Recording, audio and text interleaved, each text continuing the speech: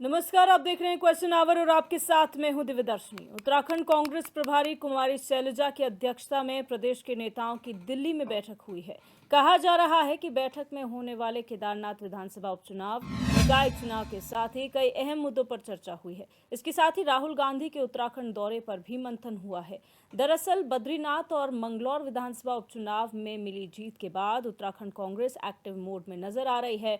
केदारनाथ उपचुनाव और निकाय चुनाव की रणनीति को लेकर दिल्ली में कांग्रेस की बैठक हुई है। जाहिर है कि विस्तार आगे की रणनीति पर चर्चा हुई होगी।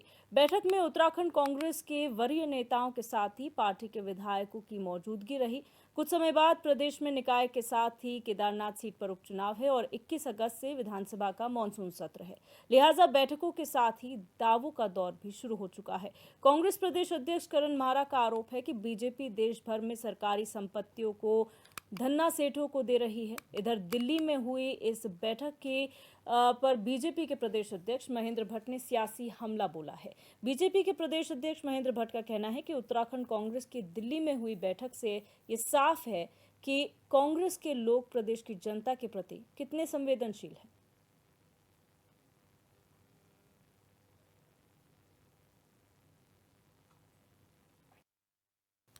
तो आपको बता दें कि लगातार दिल्ली में बैठकों का दौर जारी है, चाहे बीजेपी हो या कांग्रेस, लेकिन कांग्रेस आगामी चुनाव को लेकर यहां पर चर्चा कर रही है। चाहे वो निकाय चुनाव हो, केदारनाथ में होने वाले उपचुनाव हैं या फिर आगामी जितने भी कार्यक्रम कांग्रेस के हैं उन्हें लेकर बैठक हो रही है, जिसकी अध्यक्षता खुद कांग्रेस प्रदेश प्रभारी कुमारी शैलजा कर रही हैं। लेकिन इस पर वार पलटवार भी देखने को मिल रहा है। जहां पर एक और कांग्रेस अपनी आगामी रणनीति पर चर्चा कर रही है, तो वहीं बीजेपी की बात की जाए तो यहां पर आरोप प्रत्यारोप का दौर भी शुरू हो चुका है।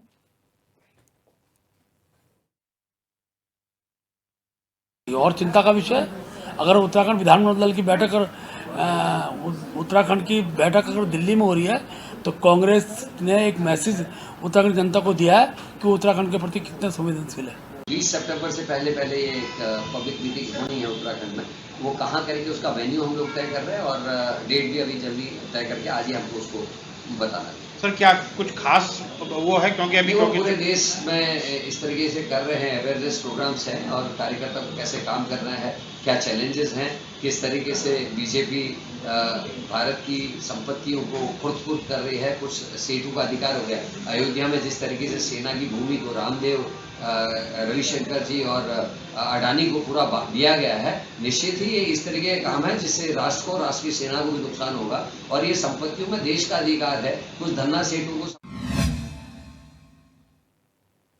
तो कांग्रेस की हो रही दिल्ली में बैठकों को लेकर आज चर्चा करेंगे। तमाम मेहमान हमारे साथ जुड़ चुके हैं, उनका इंट्रोडक्शन आपसे करा देते हैं। हमारे साथ गिरिराज किशोर जी कांग्रेस प्रवक्ता जुड़े हुए हैं और शक्ति बर्तवाल जी स्वतंत्र पत्रकार हमारे साथ बने हुए हैं। आप दोनों का बहुत बहुत स्वागत है इस चर्चा में।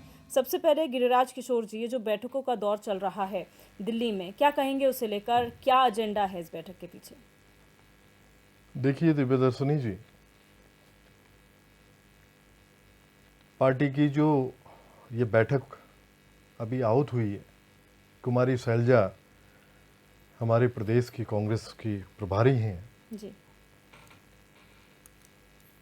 और इसमें लगभग हमारी जो टॉप लीडरशिप है उत्तराखंड की, उसकी पार्टिसिपेशन है। करण महाराज जी हमारे पीसीसी प्रेसिडेंट हैं, वो उसमें हैं। नेता प्रतिपक्ष हैं यशपाल आर्य जी, और लगभग टॉप लीडरशिप और असेंबली में जितने भी हमारे विधायकगण जो रिप्रेजेंट कर रहे हैं वो सारे लोग इसमें पार्टिसिपेट कर रहे हैं। और निश्चित रूप से आने वाले समय में कांग्रेस की जो अपनी रणनीति है, जो रूपरेखा है, चाहे नगर निकाय चुनाव की बात हो जी, चाहे जो उपचुनाव अभी केदारनाथ जी में होने जा रहा है, तो निश्चित रूप से उसके बारे में पूरा मंथन और एक रणनीति जो है वो अपनी तय की जा रही है निश्चित रूप से। और उसका एक निचोड़, एक परिणति जो उसकी होगी जी, वो निश्चित रूप से जो है पार्टी की मजबूती के लिए, और इस तरह की जो मीटिंग्स होती हैं दिव्यदर्शनी जी, वो अपने आप में निश्चित रूप से कांग्रेस पार्टी अभी दो जो हम उपचुनाव जो हमें जीते हैं, मंगलौर और बद्रीनाथ जी, जनता का हमें पूरी तरह से जो है साथ हमें मिला कांग्रेस पार्टी को, और आने वाला समय जो है, जितनी भी अभी रणनीति जो तय हो रही है, जी वो सुखद होने वाला है कांग्रेस के लिए निश्चित रूप से। ठीक है। शक्ति बरतवाल जी, इस समय जो सियासी माहौल कांग्रेस के परिप्रेक्ष्य में देखने को मिल रहा है, दिल्ली में लगातार बैठकें की जा रही हैं। हाल में देखा था मंगलौर और बद्रीनाथ उपचुनाव कांग्रेस ने जीता था, उसके बाद से क्या लग रहा है आपको? निश्चित रूप से चाहे वो भारतीय जनता पार्टी हो चाहे वो कांग्रेस पार्टी हो, पिछले जब से दोनों बाई इलेक्शन के नतीजे आए हैं, दोनों पार्टियों में हलचल तेज है। जी भारतीय जनता पार्टी को ये लग रहा था कि वो बद्रीनाथ विधानसभा सीट को आसानी से जीत लेगी, लेकिन नतीजे उनके बिल्कुल उलट रहे। तो इस पर भी लगातार समीक्षाओं का दौर मुझे जारी है, और कांग्रेस की जो ताकत है, कांग्रेस को ये लगा कि जिस तरीके से कांग्रेस ने एक तरीके से अपने आप को ये मान के चल रही थी कि बाई इलेक्शन जीतना बहुत मुश्किल काम होगा, और वो इसका जो कार्यकर्ता था वो एकजुट नहीं हो पा रहा था, तो कहीं ना कहीं दोनों सीटों से एक संजीवनी मिली है।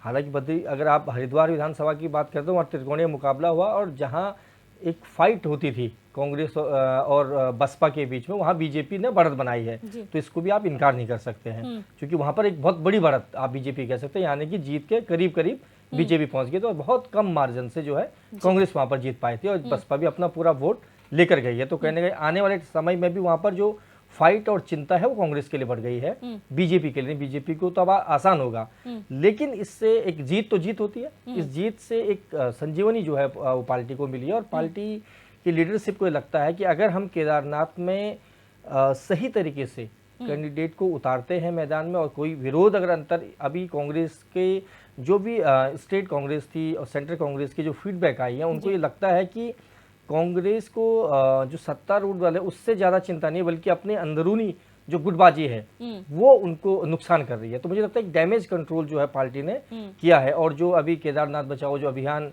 पार्टी ने शुरू किया था, उसका भी इम्पैक्ट आ रहा था, लोग उनसे जुड़ रहे थे, लेकिन वहाँ पर चूंकि बादल फटे और तमाम घटनाएं होने से इनको वॉकआउट करना पड़ा।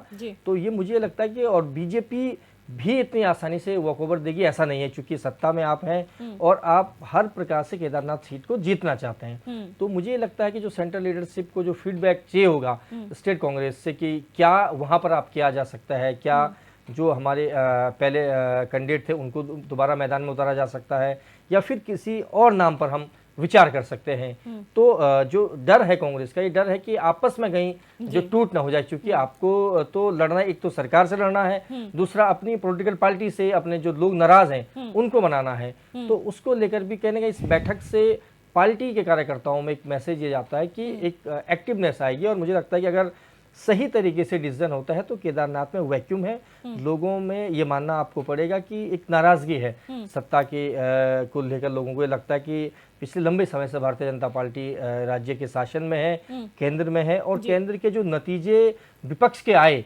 उससे भी एक कार्यकर्ता का भी मनोबल बढ़ा, और विपक्ष का भी, और साथ में जो वोटर था उसका भी एक मनोबल बढ़ गया है। तो उसको भी ये लगता है कि बदलाव किया जा सकता है। तो उस बदलाव को देखते हुए अब मुझे लगता है ये बैठकें चल रही होंगी, और इस पर वो एक फोकस करना चाह रहे होंगे कि हम किसको टिकट देंगे। बिल्कुल, गिरिराज जी आप जवाब दीजिएगा, लेकिन मेरे सवाल आपसे ये है कि पिछले कुछ समय में जो भी गतिविधियां पार्टी के अंदर हुई हैं और जो चुनाव आप लोगों ने जीते हैं, जो चुनाव हारे हैं, समीक्षा हुई होगी, फीडबैक जरूर मिला होगा, ऐसी कौन सी गलतियां कांग्रेस से हुई हैं जिस पर अब काम किया जा रहा है आगामी कार्यक्रमों के लिए, चुनाव के? देखिए दिव्यदर्शनी जी, पहले तो मैं शक्ति बरतवाल जी जो अभी बात उन्होंने रखी अपनी तरफ से, मैं बिल्कुल सहमत हूँ।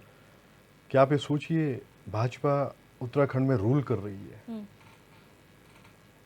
सरकार भाजपा की थी, जो बाई इलेक्शन अभी हुआ ये मिथक था, ये चुनाव बहुत रेयर इस तरह के जो हैं चुनाव हुए, बाई इलेक्शंस जो हैं जिसमें जो सत्तासीन पार्टी है जो रूल कर रही है उसके होते हुए, रूल करते हुए जो है बाई इलेक्शन जो है विपक्ष जीतता है जी।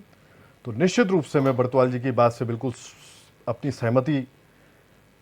सहमत हूं उनकी बात से कि वो जो अभी उन्होंने कहा कि संजीवनी, उन्होंने एक शब्द इस्तेमाल किया, निश्चित रूप से प्राण और संजीवनी जो है, अगर बाई इलेक्शन हम लोग जीते हैं बद्रीनाथ जी और मंगलौर, निश्चित रूप से एक ऊर्जावान हुआ है। हमारा जो बूथ लेवल पे जो कार्य करता है दिव्यदर्शनी जी, उसको भी एक ऊर्जा मिली है, और निश्चित रूप से आने वाला समय जो सुखद मैं कह रहा हूं आपसे, इसकी जो परिणति होने जा रही है, चाहे केदारनाथ जी का जो बाई इलेक्शन होना है जी। निश्चित रूप से पूरा कार्यकर्ता इस समय ऊर्जावान है हम्म।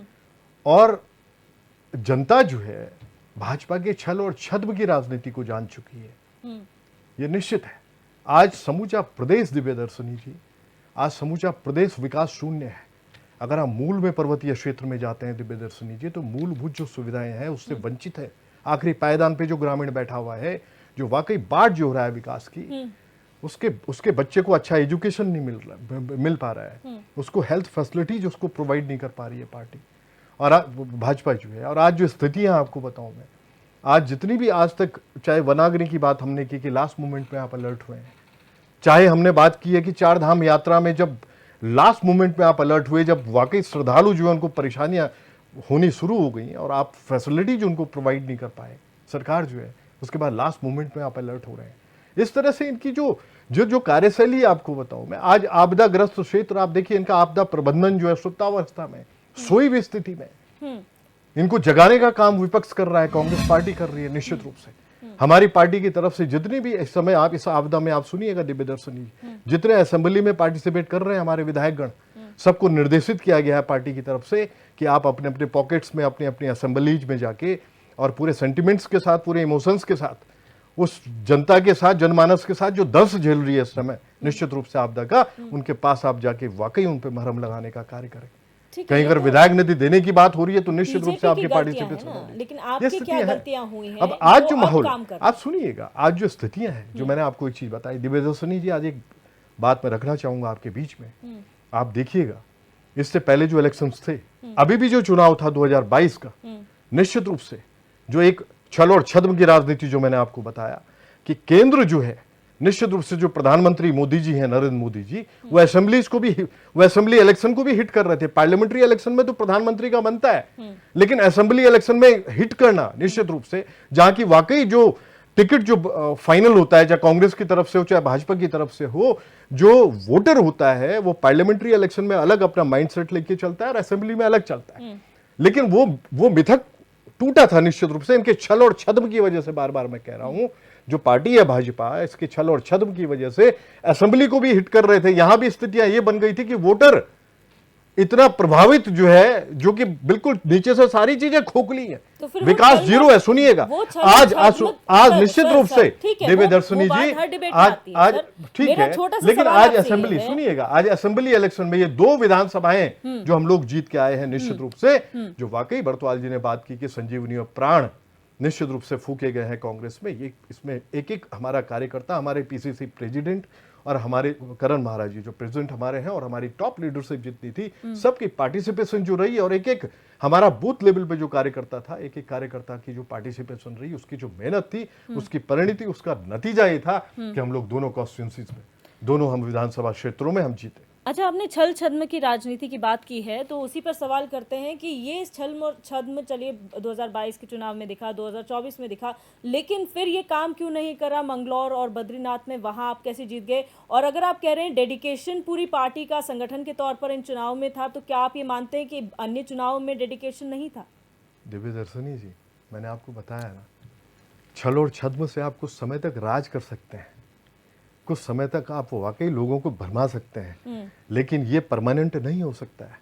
ये लोग सोच रहे थे वाकई, आज अयोध्या और बद्रीनाथ जी, अगर दिव्य दर्शनी जी ये लोग हारे हैं ना, तो निश्चित रूप से ये बात सिद्ध होती है कि भाजपा के साथ इस समय प्रभु श्री राम, चाहे बद्री विशाल हो, उनका आशीर्वाद भी इनके साथ नहीं है। इस बात को निश्चित रूप से, मैं ऐसा नहीं है कि कोई इस बात को इस तरह से बोल रहा हूं कि वाकई जो है ऐसा, ईश्वर करे सबके साथ उनका आशीर्वाद होता है प्रभु श्री राम का और बद्री विशाल का, लेकिन जो इनके कर्म हैं, आपको बताऊं मैं, आज जो स्थितियां, अगर आज जो बोला जा रहा है, शंकराचार्य, 4 शंकराचार्यों में से एक शंकराचार्य निश्चित रूप से वो ईश्वरियंश हैं। अगर उन्होंने बोला है कि सोना चोरी हुआ है 228 किलो केदारनाथ जी से, तो आप सोचिएगा इसके मूल में कुछ ना कुछ है, कहीं ना कहीं धुआं तो उठा है दिव्य दर्शनी जी। इस तरफ अगर वाकई पार्टी अगर ध्यान नहीं दे रही है, और आज रूल कर रहे हैं लोग, शासन में ये लोग हैं, लेकिन ये लोग आज उसकी जो है, अगर कहीं से अगर कोई बात अगर रखी जा रही है विपक्ष की तरफ से कि आप इसकी जांच करवाएं, तो ये लोग कहते हैं, इनके लीडर कहते हैं, आपको बताऊं मैं तो डिबेट में बैठ के जब इनके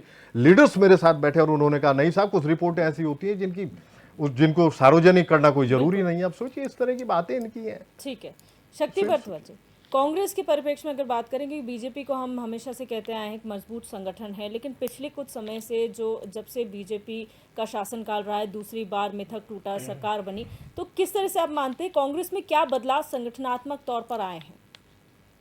निश्चित रूप से दिव्यदर्शन जी जिस तरीके से कांग्रेस प्रवक्ता बात कर रहे थे, निश्चित रूप से होता क्या कि जब आप सत्तारूढ़ दल के खिलाफ कोई आवाज़ उठाते हैं तो उस आवाज़ में आपका जो कार्यकर्ता है वो तो आपको जुड़ा रहता है। जो वोटर की बात करते हैं, इन्फ्लुएंस होता है, तो वोटर आपसे कब जुड़ेगा? जब वोटर को लगेगा कि मेरी लड़ाई को जो विपक्ष है वो बहुत मजबूती के साथ लड़ रहा है।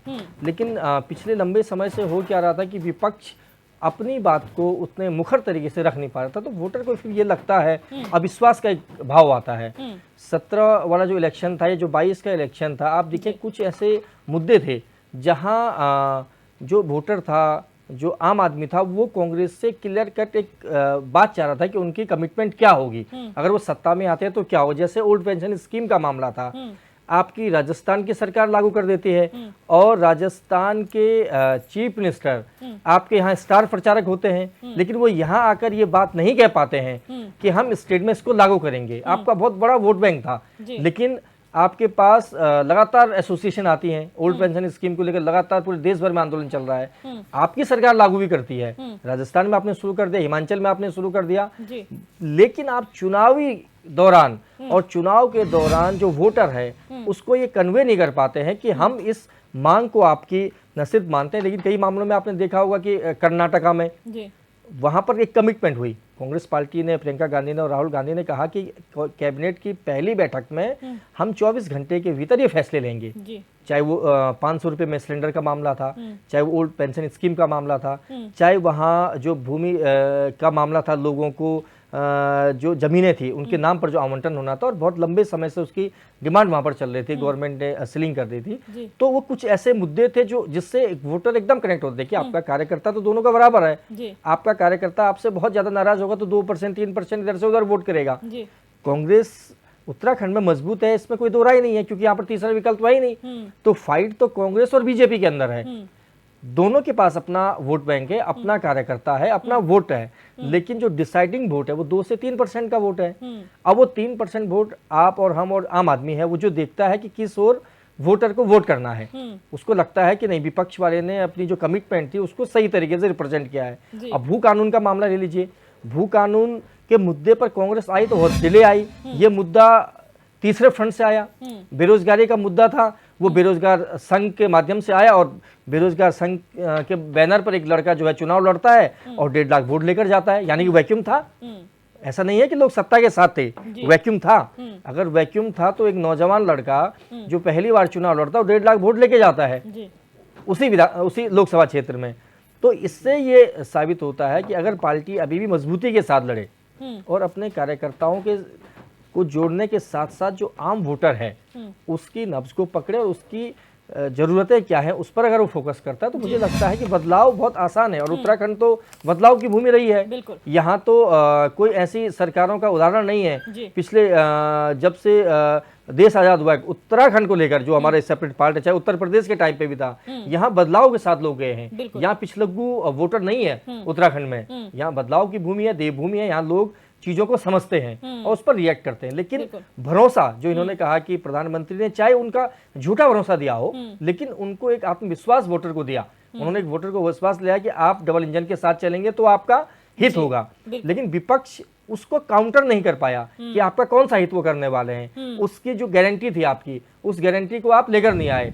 जब तक हरीश रावत जी कुछ कहते हैं तब तक यशपाल आर्य जी कुछ कह देते थे, उधर प्रीतम सिंह जी कुछ और कह रहे हैं। तो फिर वोटर को लगा यार कि सरकार बनने से पहले ही 4 चीफ मिनिस्टर सामने निकल के आ गए हैं। और आज की स्थिति में आप देखें, एनालाइज कर रहे हैं और कांग्रेस के प्रवक्ता यहाँ बैठे हुए हैं, आज भी मुख्यमंत्री पे या सरकार पर कौन सा बड़ा आरोप कांग्रेस पार्टी लगा दे रही है।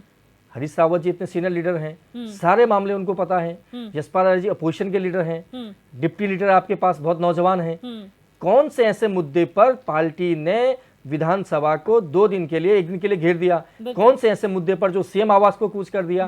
तो आप सिर्फ दिखाने के लिए अगर आप पॉलिटिक्स करेंगे तो फिर वोटर समझ नहीं पाएगा। लेकिन ओवरऑल अगर जो सिनेरियो को हम देखते हैं तो आज की स्थिति में कांग्रेस मजबूत स्थिति में है। अगर इसी तरीके से कांग्रेस चलती है तो निश्चित रूप से केदारनाथ भी बीजेपी के लिए काफी चैलेंज है। बिल्कुल, हमारे साथ संजीव वर्मा जी भाजपा प्रवक्ता भी जुड़ चुके हैं। सर, बहुत स्वागत है आपका इस चर्चा में। आज चर्चा हो रही है कांग्रेस की दिल्ली में हो रही बैठकों के संबंध में, जो लगातार आगे आने वाले कार्यक्रमों को लेकर हो रहे हैं। आप क्या कहेंगे, क्योंकि बीजेपी कह रही है कि ये दर्शाता है कि कितनी संवेदनशील जनता के प्रति कांग्रेस है। क्या आप मानते हैं ये? देखिए, कांग्रेस जनता के प्रति कभी संवेदनशील रही नहीं, चाहे हम चुनाव की दृष्टि से देखें, चाहे हम किसी भी दृष्टि से देखें। ये वही कांग्रेस पार्टी है जिसका कभी न संविधान के ऊपर विश्वास था। और ये बात मैंने आपको इसलिए बोली, मैं पुख्ता बात अपने प्रमाण के साथ बोलता हूँ, पूरा देश भर जानता है कि संविधान से जो खिलवाड़ किया इन्होंने 1975 में इमरजेंसी में पूरे देश को झोंक कर जब पूरे देश को एक जेल खाना बना दिया था। लोकतंत्र पर इनका कभी विश्वास रहा नहीं। लोकतंत्र पर विश्वास इस तरह नहीं रहा, इन्होंने चुनी हुई 100 से अधिक राज्य सरकारों को गिराने का काम किया धारा 356 के अंतर्गत। और मैं सोचता हूँ आप जिस तरह से आपका एक चरित्र बन गया है, आप चाहे कोई बैठ के कर लें, चाहे कुछ कर लें, आपके जो उत्तराखंड की प्रभारी शैलजा जी, उनका युद्ध चल रहा है हरियाणा में हुड्डा जी के साथ, और वहाँ पे वो कांग्रेस को डेंट पहुँचाने का काम कर रही हैं। यहाँ पर आपके जो पुराने प्रभारी थे, उनके खिलाफ आपके जितने भी बड़े नेता वो लगातार दिल्ली कूच कर रहे थे कि देवेंद्र यादव हटाओ, कांग्रेस बचाओ। इस समय कांग्रेस के अंदर एक नया युद्ध उत्तराखंड में आरंभ हो गया है, महारा हटाओ कांग्रेस बचाओ। पहले 2 गुट हुआ करते थे कांग्रेस पार्टी के अंदर, कि एक प्रीतम सिंह जी का गुट, एक हरीश रावत जी का गुट। अब वो गुटों के समीकरण चेंज हो गए हैं। अब नए गुट के रूप में हरीश रावत जी का गुट तो है ही है, अब नया गुट आ गया है गणेश गोदियाल जी का गुट। तो अब जो ये सब कुछ दिखाई दे रहा है, ये केवल और केवल एक वर्चस्व की लड़ाई चल रही है। अभी जिस तरह से कांग्रेस पार्टी के अंदर एक मतलब वर्चस्व बचाओ यात्रा चल रही थी, यानी कि केदारनाथ के लिए जो इन्होंने कूच किया था, वो भी पूरी तरह से महाराज जी अपनी कुर्सी बचाने में जुटे थे। गोदियाल जी अपना वर्चस्व हरीश रावत जी को ओवर पावर करने के चक्कर में थे, और हरीश रावत जी इन दोनों को ओवर पावर करने के चक्कर में थे। और मैं सोचता हूँ कांग्रेस के अंदर ये जो अंतर्द्वंद है, इससे जनता को वैसे तो इस प्रकार का कोई लेना देना नहीं, और ये ठीक प्रकार से विपक्ष की भी भूमिका नहीं निभा पा रहे हैं। और कांग्रेस पार्टी, इनका जो चरित्र है, आप देखिएगा बांग्लादेश की जो घटनाएं इस समय हो रही है, और वहां पर हिंदुओं का जो नरसंहार हो रहा है, राहुल गांधी जी और पूरी कांग्रेस के मुंह से एक शब्द भी अभी तक फूटा नहीं है, मुंह में दही जम गई है। जबकि जब फिलिस्तीन के ऊपर ये लोग छाती पीट पीट कर ऐसे विधवा विलाप कर रहे थे जैसे इनके ऊपर पता नहीं कौन सा कोई आपदा या कोई मुसीबत आन पड़ी, तो वहाँ जब हिंदू के ऊपर कोई बात आती है तो आप मौन हो जाते हैं, जब फिलिस्तीन के ऊपर बात होती है तो आप शोर मचाते हैं। आपका जो आईना है, आपका जो चश्मा है, वो हरा से ज्यादा लगाव है, और भगवा का आप लगातार विरोध करते। हमारे तिरंगे में भी है, कलर को डिफरेंशिएट नहीं करते कि नहीं, भगवा भी नहीं, हमारे नहीं, झंडे में, हरा भी नहीं, हमारे नहीं, झंडे नहीं, में, तो उस चीज को रंग के हिसाब से नहीं आप तिरंगे से कंपैरिजन नहीं कर सकते। नहीं, बिल्कुल नहीं, तिरंगे से कंपैरिजन नहीं कर सकते। तिरंगे से कंपैरिजन नहीं कर सकते आप, तिरंगे से आप कंपैरिजन इसको नहीं कर सकते। मैंने बात फिलिस्तीन की करी और आप तिरंगे पर लेके आ गए, ये बिल्कुल गलत। नहीं, इसलिए ये मैंने बिल्कुल बोला, हमारे गलत। तिरंगे में भी हरा रंग है सर। देखिए, उस रंग से आप बेशक देश का आप नाम ले सकते तिरंगा हैं। हमारा राष्ट्र ध्वज है, तिरंगे के लेकिन ऊपर संजीव जी, किसी चलिए प्रकार की इसको कोई हटाते टिप्पणी हैं। बिल्कुल नहीं। ठीक है, चलिए नहीं नहीं, बिल्कुल इसको बिल्कुल हटाते गलत हैं, बात इसको है, हटाते हैं, बिल्कुल बात नहीं है गलत सर, बात है। इसको हटाते हैं। आज जो बांग्लादेश रंग का में कोई धर्म से आज जो लेना देना नहीं है बांग्लादेश सर। में हिंदुओं का नरसंहार हो रहा है, सर, रंग का कोई लेना देना नहीं है धर्म से। क्यों रंग का कांग्रेस कोई लेना पार्टी देना और नहीं है पूरा धर्म से। विपक्ष अरे चुप भाजपाइयों, ठीक है, क्यों एंकर को क्यों बोलने दो। पूरा विपक्ष रुक और जाइए कांग्रेस सर, अभी पार्टी उत्तराखंड एंकर को है? बोलने दो उत्तराखंड भाजपाइयों। के मौन पर- है, क्यों मौन झूठो। है? उत्तराखंड के अरे पर- क्यों झूठो। मौन है? सर, सर, क्यों मौन है? अरे आपको झूठों की- जवाब देना झूठों की चाहिए। जमात हो तुम, आपको झूठों जवाब की देना जमात। चाहिए। रुक जाइए, राहुल सुनिए। गांधी जी का रुक क्या जाइए सर। कनेक्शन है? बांग्लादेश पे तो शायद चर्चा नहीं हो रही है ना में सर। जाकर रुक जाइए, लंदन बांग्लादेश में पे चर्चा नहीं हो लंदन रही है में अभी। जाकर उत्तराखंड में कम लंदन समस्याएं में नहीं है जाकर सर। आप जो इन्हीं को उन्होंने बोलने देंगे। लंदन ठीक में है, दर्शनी जाकर जी। जो ठीक है, चर्चा उन्होंने लगातार जारी बांग्लादेश की रहेगी जो और एक आगे भी पटकथा हम चर्चा लिखी करते और रहेंगे कि जिस उत्तराखंड में प्रकार किस तरीके से जिस कांग्रेस प्रकार मजबूती से- की ओर जिस बढ़ रही है प्रकार और किस से- तरीके से बैठकों का दौर जारी है। लेकिन यहाँ वक्त तो चला एक छोटे से ब्रेक का, जल्द हाजिर होंगे।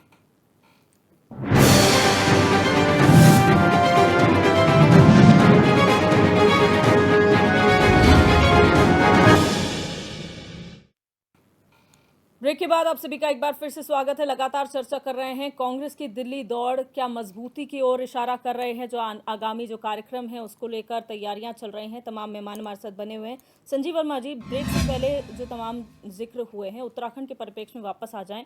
महेंद्र भट्ट ये कहते हैं कि जो दिल्ली दौड़ है वो ये दिखाती है कि कितने संवेदनशील जनता के प्रति कांग्रेस है। तो फिर जो अभी हाल फिलहाल में जो विधायक भारतीय जनता पार्टी के दिल्ली दौरे पर थे, मंत्रियों से मिल रहे थे, वो क्या था?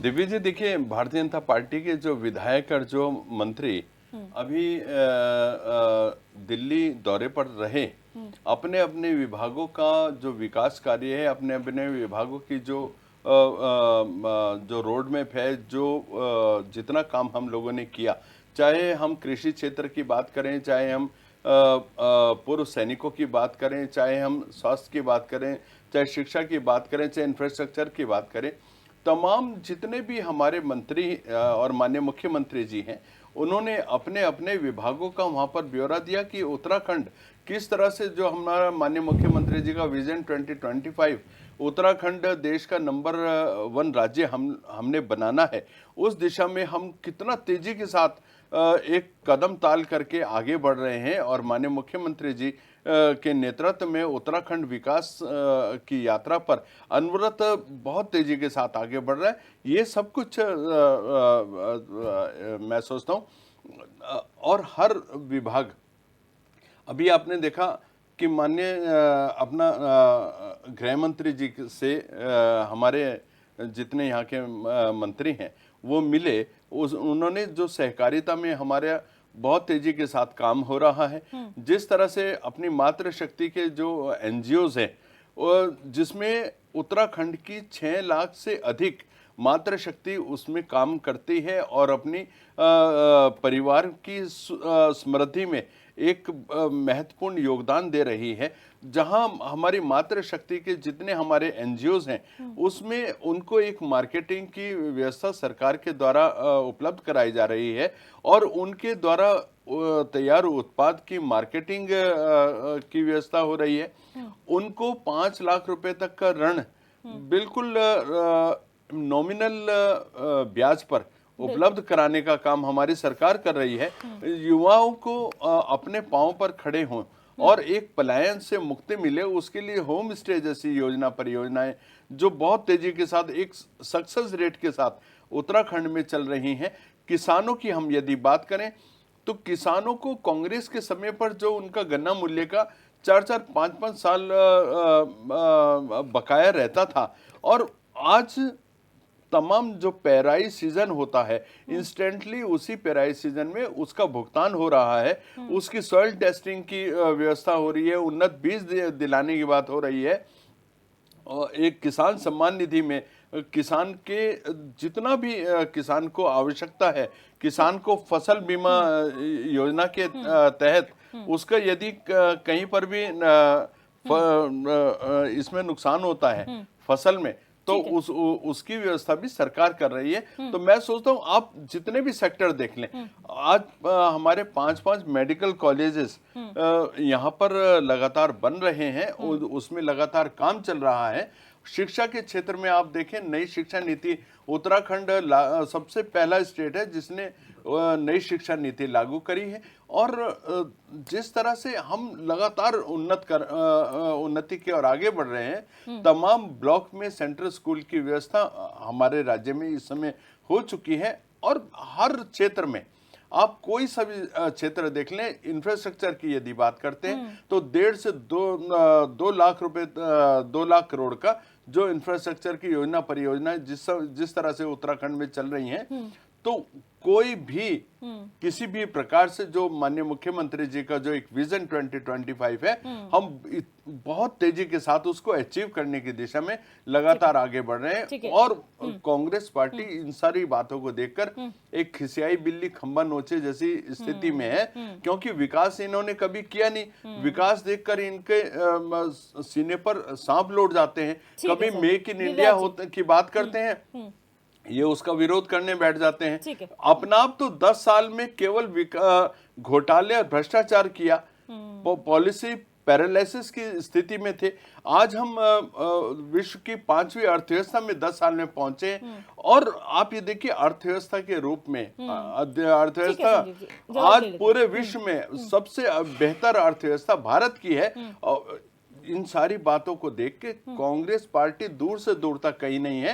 भ्रष्टाचार को इनके प्रधानमंत्री स्वयं स्वीकार करते हैं कि दिल्ली से 1 रुपया चलता है और 15 पैसे जनता तक पहुंचते हैं, यानी 85% का भ्रष्टाचार जो पार्टी स्वयं स्वीकार करती है, तो उस पार्टी का चरित्र के बारे में आप खुद ही एनालिसिस कर सकते हैं। गिरिराज जी, इतना बड़ा ब्यौरा, इतना विकास, और जैसे कि शक्ति बरतवाल जी ने कहा कि आप लोगों के पास एक आरोप नहीं है लगाने के लिए मुख्यमंत्री पर, एक आरोप नहीं है सरकार पर लगाने के लिए, लेकिन यहाँ संजीव वर्मा जी ने पूरा विकास गिना दिया। अभी मैं देख रहा था दिव्य दर्शनी जी, अभी मैं देख रहा था लगभग भाजपा के प्रवक्ता जो है वो 20 और 22 मिनट बोल गए।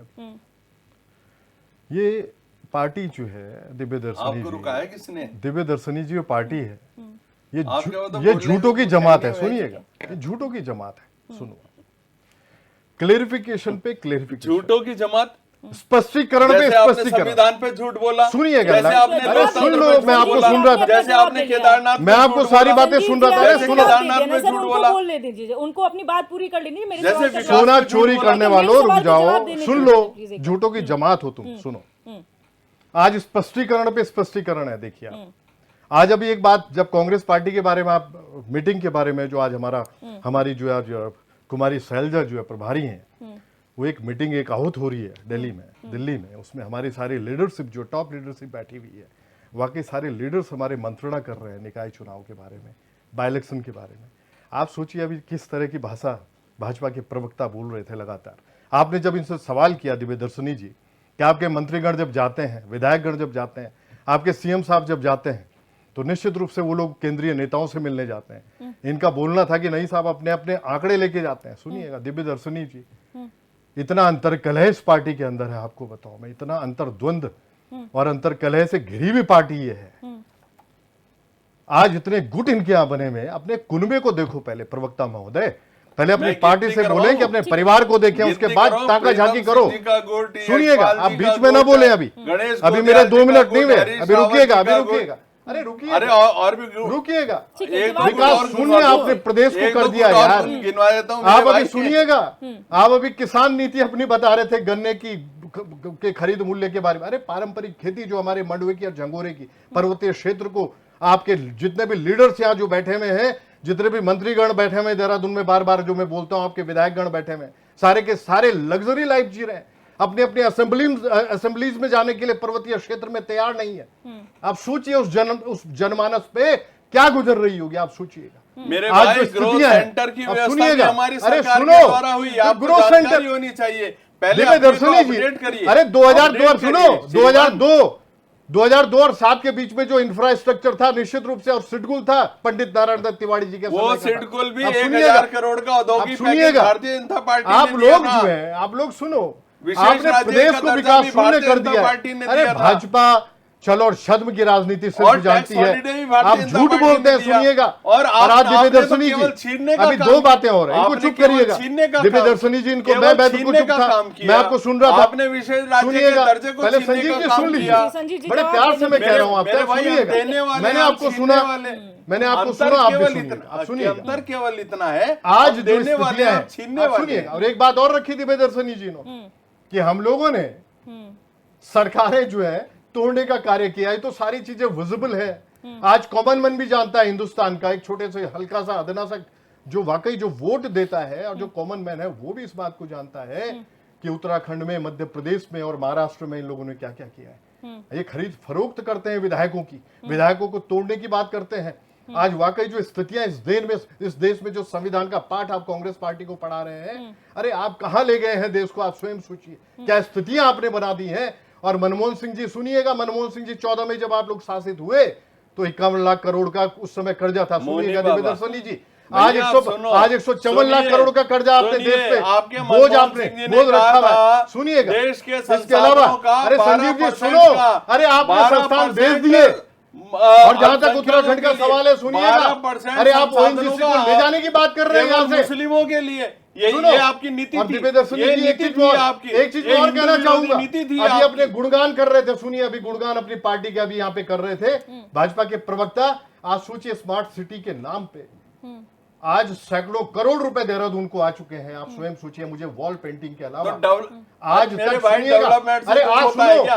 अरे आप डेवलपमेंट कुछ से नहीं दुख है होता है इस क्या शहर आपको? में, इस शहर में आज मैं नहीं होना मियां वाला चाहिए सुनो, क्या? मियां वाला स्मार्ट से सिटी तो लेके, आपके खुद अरे के आप ऊपर इस है। शहर में आप तो मियां वाला से बताइए तो। लेके और ऊपर रायपुर तक स्मार्ट में सिटी होके तो आया वैसे हुआ भी सारे सवालों गड्ढे के हैं घेरे रोडों में में। है। आज जो स्मार्ट सिटी के नाम पे आपने लूटा है 10 मेगा नंबर शहर चेंज को, कराइए अब। आज देहरादून को आप लोग आपने ऐसा 10 बना मेगा चुके हैं। नंबर सुनो, इस चेंज शहर कराइए, को श्रीमान। आज जो स्थितियां आपने क्रिएट कर रखी है, भाजपा की जो क्रिएशन है वो वाकई विनाशकारी है, विनाश की तरफ उत्तराखंड को ले जा रही है। लेकिन गिरिराज आप जी, लोग मेरे सवाल का सुनिएगा। जवाब और दीजिए एक बात कि और, दिव्य आपके पास दर्शनी कौन जी, से बड़े आरोप है सरकार पे दिव्य लगाने? दर्शनी जी, एक बात मैं और रखना चाहूंगा। आज राष्ट्रीय पटल पे भी बात को राष्ट्रीय परिप्रेक्ष्य में भी ले गए। आज आप कह रहे थे अभी, आज कांग्रेस पार्टी को आजकल पूरी तरह से जो है इस समय पार्लियामेंट में भी जो है पूरी तरह से इस समय फोकस किया जा रहा है। और जो इस समय सत्तासीन जो सबसे बड़ी पंचायत में इस समय सत्ता में बैठी हुई भाजपा, वो कहती है साहब नहीं, बांग्लादेश को लाके सामने, और बांग्लादेश में जो आज स्थितियां बन रही हैं, आप सोचिए उसके मूल में कांग्रेस को ये लोग बोल रही है भाजपा। सोचिए शेख हसीना को, सुनो आप, जवाब क्यों शेख नहीं दे हसीना रही है को आप कांग्रेस? सुनिएगा, वापस एक प्रधानमंत्री उत्तराखंड नहीं, मैं में बोलूंगा क्यों नहीं आज दे मैं रही है अपनी कि जो मेरी उत्तराखंड में आ अंतरात्मा जाइए। बोलती है मैं बोलूंगा। अरे राहुल अपनी गांधी विदेश जी नीति की कैसी विदेश लंदन नीति आप में लोगों की भेंट है, हुई थी, सोचिए नहीं हुई थी? शेख हसीना को जवाब अगर दीजिए। आप लोगों अरे ने पहले जवाब शरण दी है पहले हिंदुस्तान जवाब में, दीजिए। सुनिएगा, पहले अरे जवाब सुनो, दीजिए। तो आज अगर वहां राहुल अत्याचार हो रहा गांधी जी की है, मुलाकात आप के बारे शासन में में जवाब है, दीजिए अरे पहले। आप शासन में अरे है, पहले हिंदुस्तान जवाब में दीजिए। भाजपा की सरकार है, आप लोग इस पर क्यों नहीं ले रहे? बांग्लादेश आप में लोग नरसंहार हो इनिशिएटिव रहा क्यों नहीं ले रहे हैं? उसके सोचिए, ऊपर मौन अरे क्यों हैं विदेश आप? नीति को एक तरफ क्यों रखो, मौन हैं आप? अगर इनिशिएटिव लेना है, अरे मौन बांग्लादेश क्यों में हैं? अगर उस बात वाकई का जवाब दीजिए हिंदुओं ना। पे अगर अत्याचार हो रहा है, उस बात का तो आप जवाब स्वयं दीजिए। इस बात को, अरे सुनो, आपकी जो पार्टी है अरे आप मौन क्यों वो हैं केवल मेरे भाई? छदमी है। सुनो, आप झूठ बोलने वालों की आप जमात हिंदुओं भाजपा में के है। नरसंहार पर आज मौन जो क्यों बोलते हो हैं? आप सुनो, आप लोग इमोशंस देखते हो, आप लोग सेंटिमेंट्स, आप दूर दूर तक आपको एक भी हिंदुस्तान के नागरिक के सेंटिमेंट से, इमोशन से कोई मतलब नहीं है। आपको सिर्फ भाजपा को अपनी राजनीति से मतलब है, धर्म से लड़वाना। और निश्चित रूप से इस समय आप लोग जो अयोध्या और बद्रीनाथ जी हारे, सुनो, वो आपके कर्मों का फल है। आप सुनिएगा, आपकी पूरी पार्टी, अरे आज मैसेज पास ऑन हुआ है कि वाकई ईश्वर भी इनके साथ खड़ा नहीं है। ठीक है, निश्चित रूप से ठीक है। शक्ति बरतवाल जी, दोनों ही जो प्रवक्ता हैं उनकी बातों को सुनकर लग रहा है कि उत्तराखंड बेस्ट हो गया, 2025 तक का इंतजार नहीं करना है, सारे मुद्दे सुलझ गए हैं। अब चलिए बांग्लादेश की ओर चलते हैं। क्या कहेंगे जो विकास वर्सेस कांग्रेस का एजेंडा है, कौन सही कौन गलत? दिव्य दर्शनी जी, जब अगली बार कभी भी डिबेट हो तो कम से कम जो डिबेट में आने वाले लोग हैं उनको मुद्दा पता होना चाहिए कि हम किस चीज़ पर डिबेट कर रहे हैं। और ये इस तरीके से भटकाव जो हमारे कोई देखने वाला है वो उसको भी ये लगता है कि कितने जिम्मेदार लोग बैठे हुए हैं और कौन सी बात को आप लेकर आ रहे हैं। तीसरी बात, या तो फिर उस मुद्दे पर आपकी स्टडी हो। अब संजीव जी बोल रहे थे कि 100 से ज़्यादा सरकारें गिराई, इस राज्य में 27 तो, इस देश में 27 तो राज्य हैं, 100 सरकारें कहाँ गिरा दी। बांग्लादेश की बात कर रहे हैं, बांग्लादेश की बात कर रहे थे, आज नरेंद्र मोदी जी ने खुद ट्वीट किया है। गूगल खोलो, अरे गूगल खोलिए। अरे हम किताब पढ़ते हैं यार, गूगल की जरूरत नहीं है। 110 से ज्यादा सरकारें आप गिराइए, बैठ जाओ। गूगल खोलिए, आपकी जानकारी गूगल खोलिए, जानकारी हो मैं जाएगी कह रहा हूं आपकी आपको। जानकारी बड़ी अच्छी स्ट्रॉन्ग है, इसलिए आपको भारतीय जनता पार्टी को अब आपको जो उनका बुद्धिजीवी प्रकोष्ठ है उसका भी अध्यक्ष बना देना चाहिए, क्योंकि आप गूगल के भरोसे रहते हैं, हम किताबों के भरोसे चलते हैं। किताबों के भरोसे रहिए, गूगल सच नहीं दिखाता है। आप गूगल के भरोसे यही तो अधूरी जानकारी लेकर आप आते हैं। नरेंद्र मोदी जी ने, प्रदेश के प्रधानमंत्री जी ने 2 बार ट्वीट कर दिया और यूसुफ जी को बधाई दे दी बांग्लादेश में कि नोबेल पुरस्कार विजेता जी को मैं बधाई देता हूं कि वो शांति के मार्ग पर चलेंगे, और मुझे पूर्ण विश्वास है, नहीं उनसे पूर्ण उम्मीद है कि अब वो बांग्लादेश को स्थिर करेंगे। ये स्थिर हो गया है, तो ये अपने प्रधानमंत्री जी से ही क्या है, सहमत नहीं है या फिर इनकी स्टडी नहीं है। तो पहले आप जाकर, अब गूगल पर बहुत विश्वास है तो आपको आप एक्स खोल दीजिए, आप मोदी जी का आज का स्टेटमेंट देख लीजिए वो क्या कह रहे हैं। और उन्होंने ये कहा इस मुद्दे पर आप ज्यादा चर्चा नहीं होनी चाहिए, क्योंकि हमारा पड़ोसी राज्य है और हमने उनसे वार्ता की है, शांति की हमने मांग की और उन्होंने हमारे बात को माना है। तो यहाँ ये बात खत्म हो जाती है। अब आ जाते हैं उत्तराखंड पे। आप उत्तराखंड में ये बात हो रही है कि 2 बाई इलेक्शन आप हार गए, बुरी तरीके से हार गए। क्या अब तीसरा बाई इलेक्शन होने वाला है, उसमें आपकी क्या रणनीति होगी और कांग्रेस उस पर क्या जनता के लिए करने वाली? चर्चा का विषय तो यही था आपका। अब आप बांग्लादेश और पाकिस्तान चले जाएंगे। अरे अपने राज्य की स्थिति तो देखो, केदारनाथ में इतना बड़ा बादल फट गया, इतनी बड़ी घटना हो गई, 48-72 घंटे बाद आपके आपदा प्रबंधन विभाग को पता लगता है। कभी कहते हैं कि जी थोड़ा सा फटा, कभी कहते हैं कि जी पुल बचा हुआ है। ये स्थितियां कांग्रेस के टाइम पे थी और आपके स्थिति आपके टाइम पर भी है। हम ये नहीं कह रहे हैं, ये सिंसियरिटी की बात होती है। अपने अपने राज्य की प्रति आप कितने गंभीर हैं, चर्चा इस बात पर होनी चाहिए। और हम कोई आरोप लगाने के लिए नहीं बैठे हुए यहाँ पर, हम चर्चा उस बात पर कर रहे हैं। आपने कहा कि विश्लेषण आप कर रहे हैं, और आपकी भी ये जिम्मेदारी होती है कि आप किसी चीज पर एक चर्चा कराते हैं और एक विश्लेषण आप कर रहे हैं। आप हम कोई पार्टी तो नहीं। सवाल ये है कि क्या राज्य के लोगों की जो डिमांडें थी, जो सरकार ने मैनिफेस्टो जारी किया था, क्या वाकई लोग उससे संतुष्ट हैं? अगर संतुष्ट हैं तो आप 2 बाई इलेक्शन कैसे हार गए? तीसरा जो विपक्ष से सवाल किया जा रहा था, जो केदारनाथ का मुद्दा है, जो संजीव भाई कह रहे थे कि जो ये जो झूठ की बुनियाद पर ये बताया गया, तो स्पष्टीकरण भी सरकार को देना पड़ा। क्या आवश्यकता थी कि जो केदारनाथ धाम जो है आप दिल्ली में बना रहे थे, फिर आपने कहा जी हम नहीं बना रहे थे, एक ट्रस्ट बना रहा था, तो बाद में सरकार को कानून बनाना पड़ा, यानी कि वो गलत कर रहे थे, तभी तो कानून लेकर आए। तो ठीक है, सुधार किया, इसका सबने स्वागत किया। सारे जो धार्मिक मान्यताओं को मानने वाले लोग हैं उन्होंने भी स्वागत किया मुख्यमंत्री जी का, और जो उनसे गलती हुई उस पर ही लोगों ने कहा ये देश तो और ये प्रदेश तो लोगों को क्षमा करता है, गलती हो जाती है, इसको स्वीकार करना चाहिए। आपने स्वीकार किया तो ये आपका बड़ापन है। चर्चा इस बात पर होनी चाहिए कि आपकी क्या रणनीति है और विपक्ष क्या करने वाला है। इस पर आपने हमें कहा हमारी क्या राय है। मुझे ये लगता है कि जो बाई इलेक्शन होगा वो एक तरफा नहीं होगा। चुनौतियां हैं वहां पर, लोगों का जो व्यवसाय था, जो यात्रा का जो संचालन था वो 100% फेल हुआ है।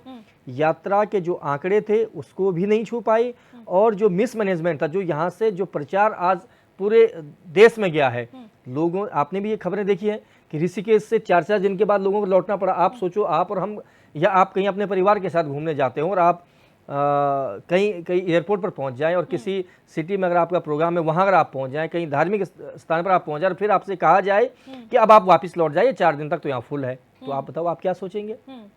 ये सुनिश्चित करने की जिम्मेदारी राज्य सरकार की है। राज्य सरकार ने कोई अपने हाथ से नहीं करना है, उसके अंग बने हुए हैं। आपका टूरिज्म मिनिस्ट्री आपके पास है, आपके पास आपदा प्रबंधन विभाग आपके पास है, आपके पास परिवहन सिस्टम है, आपके पास उस डिस्ट्रिक्ट का डीएम है, कमिश्नर आपके पास है। आप क्या सोए हुए आपके अधिकारी? तो उन अधिकारियों की निश्चित रूप से जिम्मेदारी होती है, और अगर इतने अच्छे काम करें तो क्यों रोज जो है एक्शन लिए जा रहे हैं? अधिकारियों को क्यों बदला जा रहा है? क्यों 6-6 महीने के कार्यकाल एक अधिकारी नहीं कर पा रहा है?